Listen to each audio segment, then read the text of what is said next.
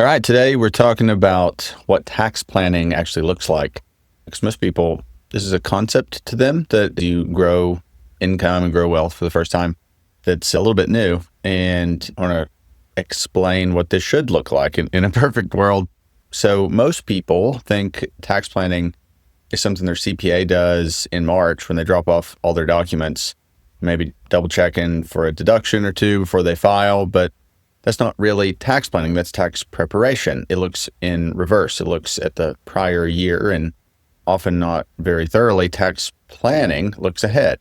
And when it's done, it can save you tens or hundreds of thousands of dollars over time. And today I want to talk through what tax planning actually looks like for our clients, what we actually do for paid fee to help with your tax planning. What are the jobs we actually do, who needs it, and why it matters so much to the right type of person. I guess one big misconception is that tax planning isn't just about getting the largest refund possible. It is, of course, about lowering your tax bill, but often it's about paying the right amount of tax at the right time. Sometimes tax planning can mean using strategies to lower your tax bill this year. Sometimes it can actually mean paying more tax now so that over your lifetime, you end up paying less tax in total. And the key here is that tax planning is forward-looking. It's proactive. It's about designing your income and your deductions and your strategy intentionally with purpose. And so we break it up into 3 steps. First, and the reason I'm doing this right now in May is that that kicks off the first part of tax planning. We start with safe harbor planning. So safe harbor rules are what the IRS has in place to make sure you don't have to pay underpayment penalties. And there's really 2 options. One is 110% of your last year's income. So if last year total tax was $100,000, this year your safe harbor amount would be 110%, or it's the lesser of these 2, or 90% of the current year's actual tax. Whatever, when everything is added up at the end of the year, you need to have paid at least one of those amounts to the IRS to avoid underpayment penalties. They don't impact what your actual tax due is going to be, but it is a big deal because paying penalties is unnecessary. And we do this analysis twice a year. Everybody that we're doing tax planning for right after tax time in early May, we get a copy of their pay stubs and their profit and loss statements and quarterly payments and see where they're at now. And then we'll do it again in the fall and right size and be a little more precise with it.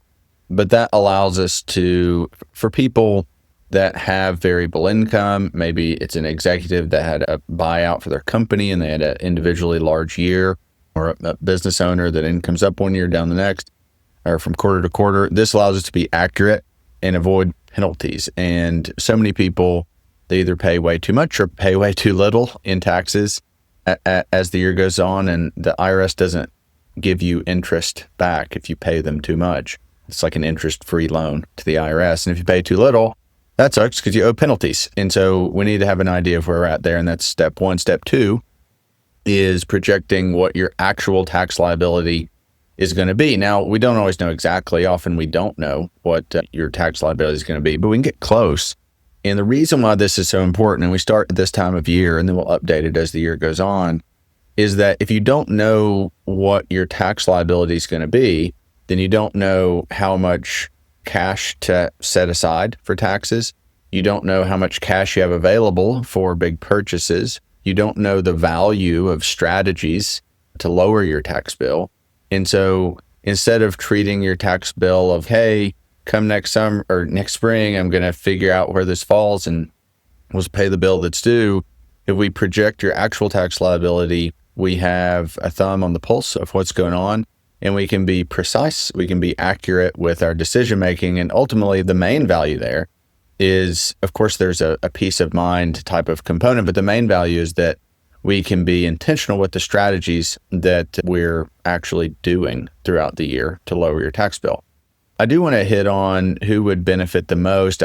Most of the people that we're doing tax planning for are either entrepreneurs with income that's variable, goes up and goes down, executives or high earners with restricted stock units or stock options or bonuses, business owners that are, or executives that there's some type of liquidity event where their income was $300,000 last year and this year it's $1.4 million and next year it's going back down to $400,000 and that's a moving target. And if you don't have control over that, it has obvious downsides.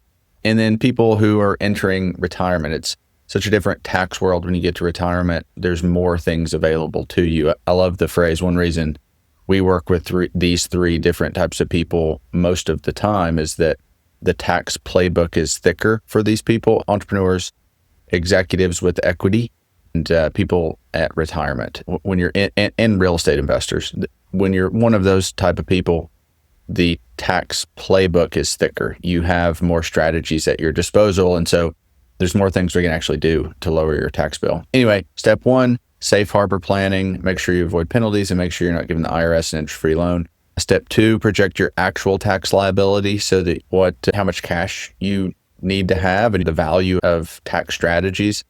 And then number three, choose the right strategies that you're actually going to do and then actually do them. And that's a key part here, that a lot of people that are do-it-yourselfers spend a decent amount of time, arguably not enough, but a decent amount of time.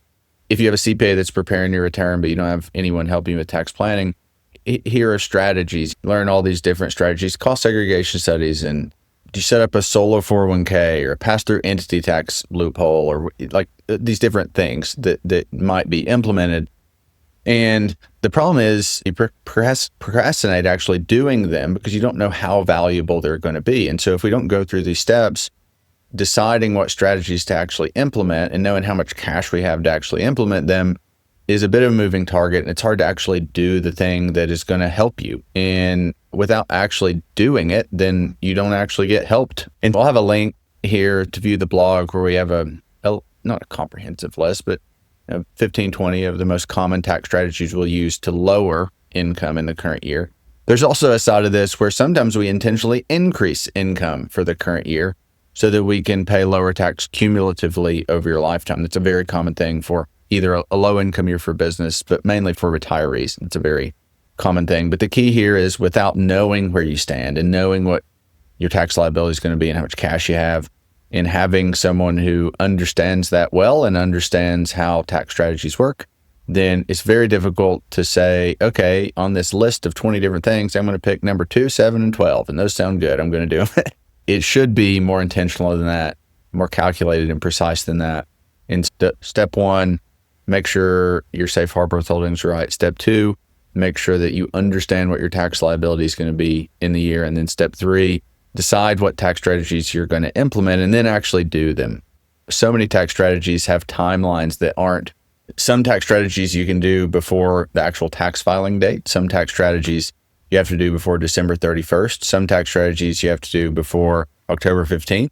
Some you have to do early in the year because the transaction has to actually take place and put the thing in motion before the end of the year. And if we don't have an idea of this tax planning work in place by summer, then we end up being, I don't want to say handicapped, but there's less things at our disposal that we could use to lower your tax liability. In fact, some tax strategies you have to do by March 15th of the current year if you change your entity status. The further in advance we can have conversation about these things, the better, I guess, is the thought. And whether you feel like there's a difference between tax preparation and tax planning, obviously, we've talked through that.